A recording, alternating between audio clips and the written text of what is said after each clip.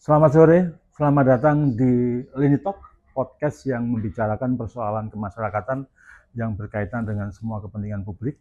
Hari ini kita akan bicara tentang persoalan TBC, penyakit tuberkulosis yang sebenarnya penyakit yang lama ya, tidak saya dulu sampai sekarang, tetapi ternyata itu masih menjadi beban persoalan yang luar biasa. Betul. Tidak kunjung selesai kayaknya ini. Nah, hadir di podcast kali ini perempuan yang sejak mudanya menggeluti dunia kesehatan, sehingga ini saya pikir menjadi narasumber yang pas untuk tahu tentang teknis. Bukan itu saja, beliau ini juga Wakil Ketua DPRD Jawa Timur yang tentu saja punya akses langsung terkait bagaimana membuat kebijakan. Jadi nanti kita akan ketahui lebih dalam tentang seperti apa penyakit TBC itu, kemudian bagaimana kondisinya sekarang, kemudian bagaimana provinsi atau mungkin DPRD punya kebijakan penganggaran terkait dengan penanganan TBC itu. Maka kita sambut kedatangan Ibu Sri Wahyuni. Selamat datang Bu Sri Wahyuni. Ya, terima kasih Pak Wahyu. Sehat selalu Bu. Alhamdulillah sehat. Alhamdulillah, meskipun persoalan semakin besar, tetap harus sehat Bu ya. Persoalan tidak pernah kendur. Amin, ya. Mudah-mudahan ya. Panjenengan juga sehat Alhamdulillah, selalu. Sehat selalu Bu. Amin. Hari ini kita akan bicara tentang penyakit TBC Bu. Penyakit yang mungkin Ibu sudah geluti sejak lama. Nah sebenarnya bagaimana kondisi TBC Jawa Timur hari ini, perkembangannya? Menurut data ini yang saya tahu, TBC di Jawa Timur ini kan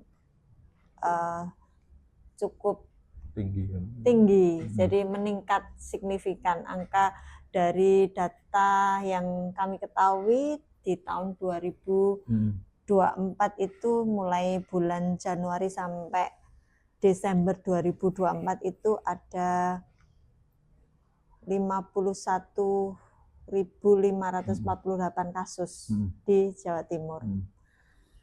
Dan ini merupakan angka yang cukup tinggi di Jatim. Apalagi Surabaya merupakan salah satu kota dengan temuan kasus TBC tertinggi di Jawa Timur. Sebentar Bu, sebenarnya TBC itu penyakit seperti apa? Seperti apa? Betul. Apa sih sebenarnya TBC itu? TBC itu singkat dari tuberkulosis. Penyebabnya adalah Mycobacterium tuberculosis. Jadi terinfeksi oleh bakteri tuberkulosis. Jadi penyakit ini penyakit yang sangat menular karena penularannya lewat udara dengan droplet infection. Yang diserang apa itu? Yang rata-rata yang diserang itu paru-paru. Ya, jadi penyakit ini termasuk penyakit yang serius karena merupakan penyebab kematian. Ya, nomor 3 kalau tidak salah ya di Indonesia. Iya. Ini jadi harus ditangani dengan serius sampai tuntas. Betul. Jadi jangan dianggap sepele untuk penyakit TBC. Dan tidak hanya TBC ini tidak hanya menyerang di paru-paru. Bisa berkembang lagi gitu. Akan tetapi bisa di otak, bisa di tulang, kan ada TB tulang, TB kelenjar, TB otak. Ya, memang rata-rata TB paru. Dengan gejala batuk lebih dari 2 minggu, terus berat badan turun. Batuknya itu batuk biasa atau batuk yang mungkin apa? Bedanya kadang kita nggak tahu batuk biasa atau batuk aktif disertai dengan sesak. Kadang sesak. Juga disertai dengan keluar darah, serat darah. Ya.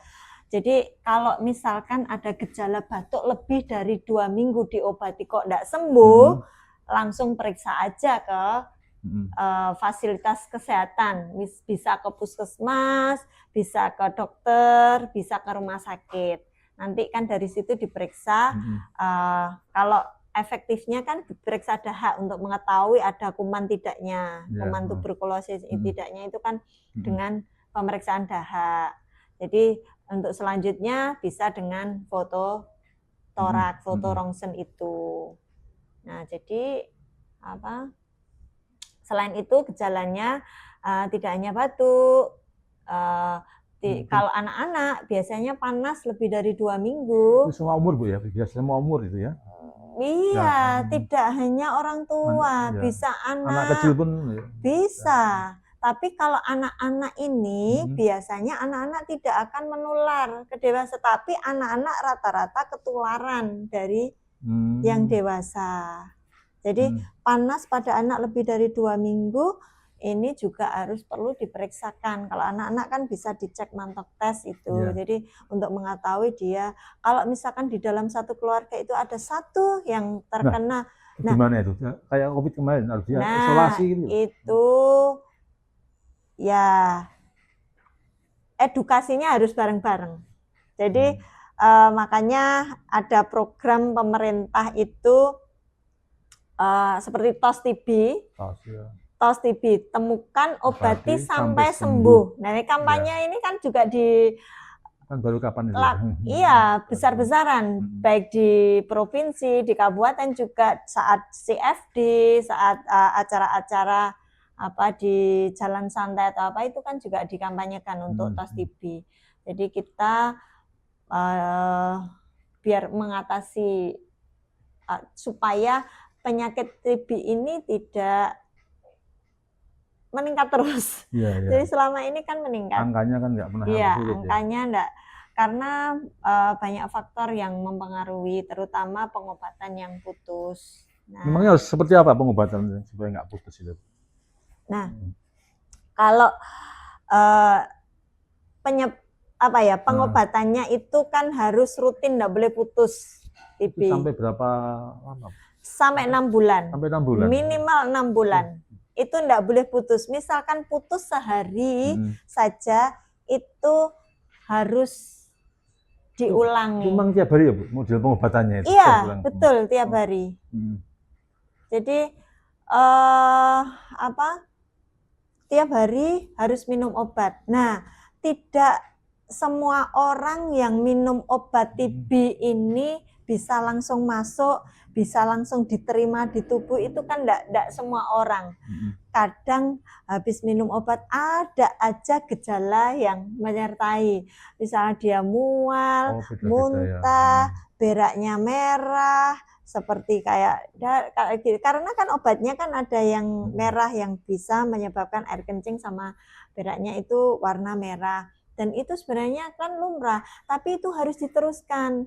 Kadang kan yang tidak bisa diterima masyarakat yang itu, akhirnya dia putus, belum sampai sembuh dia putus, belum sampai 6 bulan dia putus di tengah-tengah. Nah, itu yang bisa menyebabkan terjadinya kuman ini tidak bisa mati, akhirnya dia malah justru jadi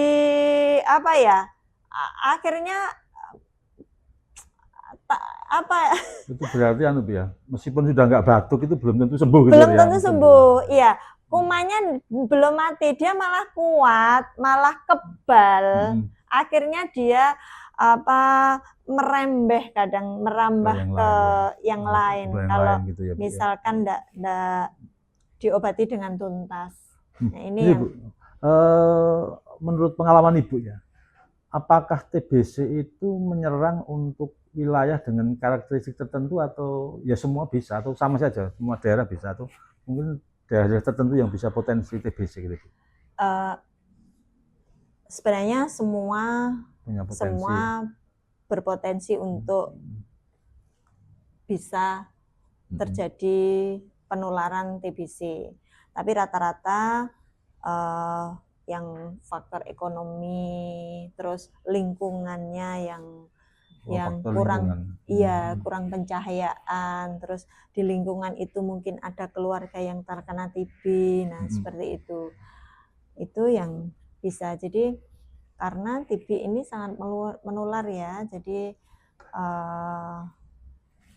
harus ada kesadaran dari pasien tersebut untuk bisa membawa diri. Oh, saya ini sakit TBC, saya harus batuk efektif. Jadi batuk tidak sembarangan. Kalau batuk efektif itu kan harus saat batuk harus ditutupi dengan lengan. Nah, ini aturannya. Jadi tidak semua dan tidak semua orang memahami itu. Terus mungkin sama keluarga mungkin tidak harus enggak boleh terlalu dekat dan lain sebagainya. Jadi karena penularannya ini yang sangat bisa cepat. Jadi harus kita cegah jadi pasiennya juga kita edukasi, terus keluarganya juga kita edukasi. Jadi tidak mungkin tidak campur kayak gitu atau pakai masker. Terus untuk sanitasi juga perlu diperhatikan. Jadi kuman TB, Mycobacterium tuberculosis itu bisa mati di sinar matahari. Berarti sebenarnya sepanjang semua kena sinar matahari cahaya matahari. Kalau di dalam rumah itu pencahayaannya cukup, insya Allah tidak terjadi kuman yang menggenang, tempat lembab, terus yang pencahayaan kurang. Makanya kan untuk masyarakat kalau buat rumah mungkin harus ada jendelanya. Kalau jendelanya kurang, misal tertutup oleh rumahnya tetangga, mungkin dibuat genteng kaca yang bisa tembus di rumah. Jadi penyinarannya itu sirkulasi udaranya cukup, sinar matahari cukup masuk di rumah. Selain itu juga selain sanitasi lingkungan rumah juga kita cegah penularannya tadi. Jangan sampai kalau misalkan ada salah satu keluarga harus segera diobati. Jadi begitu batuk lebih dari 2 minggu segera kita bawa ke petugas kesehatan atau istilahnya deteksi dini. Nah, ini juga pemerintah juga melakukan program screening TB sejak dini. Jadi di beberapa tempat. Screening seperti apa itu? Jadi kalau setahu saya di tempat saya, di rumah sakit saya kerja, selain di puskesmas itu bisa dilakukan screening, itu kan ada sekarang itu kan ada semacam medical check up gratis. Pemeriksaan gratis pemeriksaan kesehatan gratis di puskesmas. Itu kan program dari pusat. Nah, dari situ juga bisa dilakukan screening. Terus untuk di rumah sakit swasta itu juga bisa. Beberapa rumah sakit swasta sudah melakukan ini. Jadi mereka membantu untuk melakukan screening TB ini sejak dini. Jadi kalau ada pasien yang batuk lebih dari 2 minggu dan berat badannya turun, terus nafsu makannya itu kurang, terus panas kalau malam hari atau berkeringat pada malam hari, itu kan tanda-tanda TB ya. Segeralah diperiksa dan kita rumah sakit swasta itu juga ada yang memfasilitasi itu. Kalau tidak misalkan rumah sakit swasta tidak memfasilitasi, pakailah BPJS atau pakailah fasilitas lewat puskesmas. Nah, BPJS kan juga bisa nanti lewat puskesmas, atau kalau mau misalkan belum punya BPJS, tapi sekarang jarang ya yang enggak punya BPJS, semua punya BPJS, semua punya KIS, punya kartu Indonesia Sehat, BPJS Kesehatan, intinya kan itu. Jadi apalagi kalau di Bojonegoro itu ada UHC, jadi Universal Coverage, jadi semua di cover. Jadi tidak ada alasan saya tidak punya BPJS, takut periksa nanti bayar, enggak ada alasan nggak punya uang ya? Alasan nggak punya uang, karena semua sudah difasilitasi pemerintah. Nah, mudah-mudahan di kabupaten lain menyusul untuk UHC-nya ini. Jadi tidak ada alasan itu, karena pemerintah juga sudah ada program untuk pemeriksaan kesehatan gratis. Nah, itu dari situ kan bisa screening, bisa deteksi dini. Jadi kalau misalkan keluhannya itu mengarah ke TB, akan dilakukan pemeriksaan dahak. Kalau itu positif, nanti dilakukan pengobatan. Jadi kalau pengobatan ini kalau pasiennya saja yang diedukasi, takutnya putus nanti pengobatannya, takutnya lupa. Jadi harus mengikut sertakan keluarga. Kenapa? Biar kalau pasien ini lupa, ini keluarga ada yang mengingatkan dan sama-sama diedukasi. Jadi nanti kan akan timbul gejala seperti ini, itu disampaikan ke pasien dan keluarga. Jadi pengobatannya tidak boleh putus sampai 6 bulan. Kalau misalkan 6 bulan begitu di screening lagi, periksa lagi, di rongsen kan ada evaluasi ya. Setelah pengobatan rutin 6 bulan itu dievaluasi. Kalau misalkan masih ada bercak di paru-paru, ternyata belum bersih betul, biasanya akan ada tambahan untuk pengobatan ditambah entah 1 bulan, entah 3 bulan, itu ada. Jadi tergantung kondisinya kan ya, tidak mesti harus. Berarti kalau kita lihat faktornya tadi sangat kompleks ya, artinya itu juga berkaitan dengan cara hidup. Betul. Misalkan di kota-kota Surabaya itu kan banyak daerah-daerah yang padat itu ya. Iya, padat. Yang padat itu kan orang relatif sekarang mikir sanitasi untuk tidur aja susah misalnya. Iya. Berarti kan butuh edukasi yang menyasar semua masyarakat. Gitu. Iya. Kemudian apa Bu kira-kira tantangan utama dalam penanganan TBC itu? Tantangan utama dalam penanganan TBC ini, setahu kami yang dulu di lapangan ini kan, yaitu kesadaran masyarakat akan pentingnya untuk melakukan screening TB. Nah, jadi kebanyakan sudah batuk darah, kebanyakan berat badannya sudah turun, baru periksa. Seperti itu. Padahal kita sudah difasilitasi untuk melakukan pemeriksaan gratis. Seperti itu. Jadi tantangannya selain itu juga kita juga harus memutus rantai penularan. Misalkan tadi kita mendukung pasien TBC agar patuh menjalani pengobatan. Jadi biar pengobatan sampai sembuh.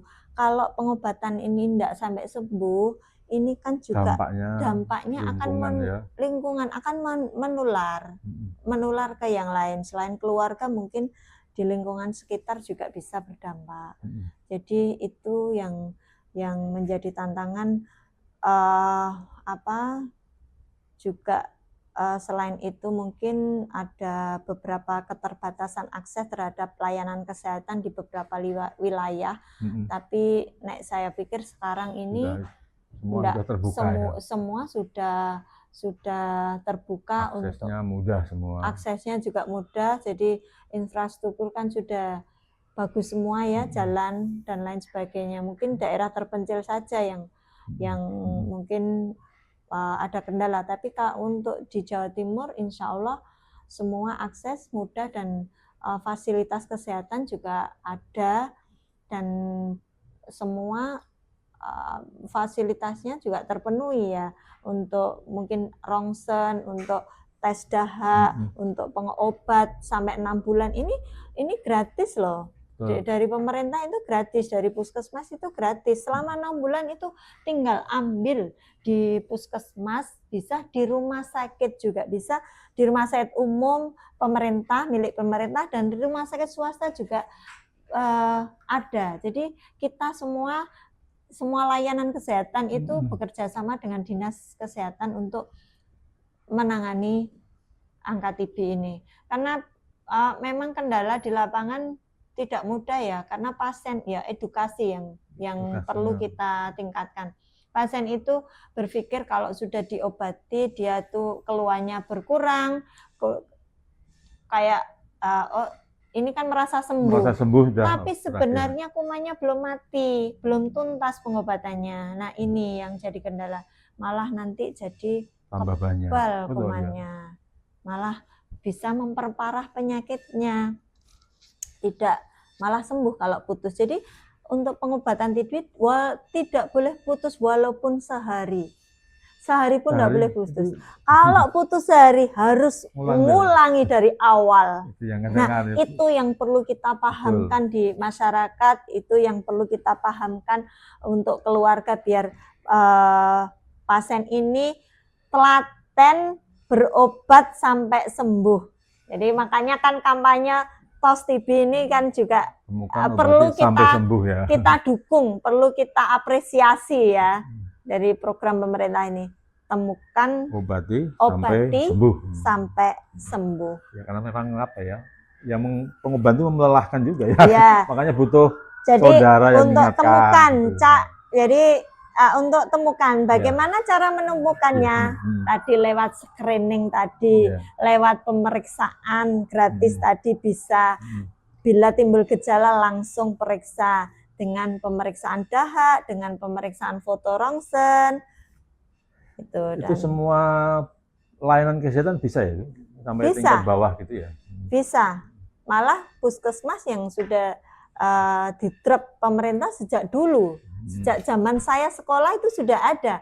Dulu itu sudah, lama, jadi itu sudah ada. Bahkan orang yang kena TB itu malah dikasih makanan tambahan juga, telur. Setiap bulan itu suruh ngambil telur, sama waktu itu mie instan ya di puskesmas itu. Pas saya zaman sekolah itu, praktek di sekolah itu, jadi selain dikasih telur sama mie instan, terus petugasnya yang jaga di, misalkan yang nangani TBC itu juga dikasih.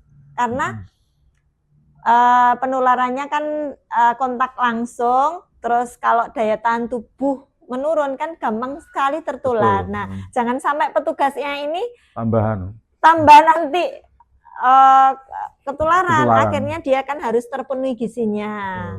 Jadi kalau gizinya kurang kan daya tahan tubuh menurun, akhirnya kan nanti berefek untuk terkena. Akhirnya petugasnya kan juga diberikan telur juga setiap hari. Yang jaga sehat waktu itu yang jaga di ruang paru ya, ruang penyakit khusus paru-paru. Mungkin yang nggak dasar, apa sih gejala umum TBC itu yang perlu disampaikan, gejala umum? Gejala umum TBC pertama batuk. Batuk berdahak, terus ada sesak nafas, nah, terus berat badan turun, terus ini yang tadi saya sampaikan, berkeringat saat malam hari, nah terus panas mungkin saat sore, malam, tiap hari panas, menggigil tiap sore sampai malam, keluar keringat dingin saat malam. Itu jadi batuknya ini batuk yang berkepanjangan, tidak sembuh. Batuk lebih dari 2 minggu. Batuk lebih dari 2 minggu. Kalau batuk lebih dari 2 minggu silahkan langsung diperiksakan saja. Biar tidak sampai terjadi yang parah, TBC yang tidak ketahuan. Betul. Gitu. Walaupun juga tidak harus 2 minggu ya, meskipun sakit harus diperiksa. Meskipun jadi 2 minggu dulu nanti kelamaan. Batuk lebih dari 2 bila diobati lebih dari 2 minggu tidak sembuh. Maksudnya kan ada pengobatan dulu ya. Jadi misalkan batuk sudah periksa 1 minggu atau 3 hari tidak sembuh, diperiksa, diobati, tapi tidak sembuh sampai 2 minggu. Nah ini curiganya ke arah TB tadi ya. Karena memang TB ini obatnya kan khusus. TB bisa sembuh ya Bu ya? Bisa. Sembuh total bisa. Asal berobat rutin tanpa putus selama 6 bulan. Itu bisa sembuh total? Bisa. Enggak boleh putus, yang penting. Kalau putus yang berbahaya itu. Tapi memang itu ya. Walaupun sehari enggak boleh pokoknya putus. Makanya kan keluarga juga harus mendukung dan mengingatkan karena nggak mungkin ya, karena itu kan butuh perhatian saudara-saudara keluarganya. Iya, tidak boleh dikucilkan, tetap kita support, tetap kita dukung. Yang penting kita saling menjaga. Untuk yang keluarga sekitar kan juga harus menjaga daya tahan tubuh biar tidak terjadi penularan ya. Terus yang sakit juga kita berikan edukasi, mungkin pakai masker, mungkin jangan sampai meludah atau berdahak di sembarang tempat. Kalau meludah atau berdarah harus di tempat khusus yang diberikan antiseptik atau itu, biarkan kumannya kan mati saat itu juga. Terus pencahayaan, penyinaran, sinar matahari harus dipastikan masuk ke rumah. Apalagi di kamarnya yang sakit itu. Betul. Mungkin apa, mungkin dukungan dari legislatif terkait dengan kebijakan penanganan TBC ini barangkali. Ya, kami di DPRD sangat mendukung upaya-upaya pemerintah terkait penanganan TB. Jadi mulai dari deteksi dini, screening, sampai dengan pengobatan tuntas. Kita juga mendukung penuh adanya kampanye-kampanye tos TB. Jadi upaya-upaya pemerintah sebenarnya sudah banyak untuk menangani TB. Hanya saja mungkin kesadaran dari masyarakat saja yang mungkin akan pentingnya pengobatan TB dan tidak boleh menyepelekan penyakit TB. Jadi TB itu berobatnya tidak boleh putus sampai 6 bulan. Nah, itu yang harus kita tekankan kepada masyarakat. Ya, kalau dari kami di DPRD, kami mendukung penuh dengan adanya program-program untuk menangani dan mencegah ya, mencegah kan biar tidak tertular. Jadi edukasi yang penting, biar tidak terjadi penularan. Misalkan ada salah satu keluarga supaya keluarga yang lain tidak tertular, bagaimana kan itu. Mungkin ada daerah-daerah khusus di Jawa Timur yang tinggi gitu, daerah yang kira-kira angkanya tinggi. Setahu kami dari Jawa Timur itu kan ada 51.000 kasus secara umum ya. 548 kasus, dan salah satunya ternyata Surabaya yang paling tinggi ada 12.000. Iya. Kenapa Bu? Kenapa di Surabaya kira-kira menurut Ibu? Di Surabaya. Nah, ini mungkin kepadatan penduduk mungkin ya. Kepadatan mungkin sebenarnya mestinya Surabaya kan sudah termasuk kota yang makanya itu besar, tapi kok masih kan upaya-upaya ini biasanya kan di penyakit-penyakit TB ini kan banyak yang kadang di desa-desa, mungkin di pemukiman penduduk yang sempit, pemukiman kumuh, pemukiman padat. Nah, seperti itu. Yang mungkin kasusnya banyak yang di situ. Berarti memang ya itu tidak memandang kota dan desa ya. Iya. Sepanjang lingkungan sosialnya, lingkungan hidupnya tidak sehat, maka itu potensi untuk TB demikian mungkin tumbuh. Nah, yang penting kan jaga kebersihan lingkungan sekitar rumah, pencahayaan cukup. Nah itu. Karena kuman TBC bisa mati dengan sinar matahari, itu yang juga perlu dipahamkan. Oke.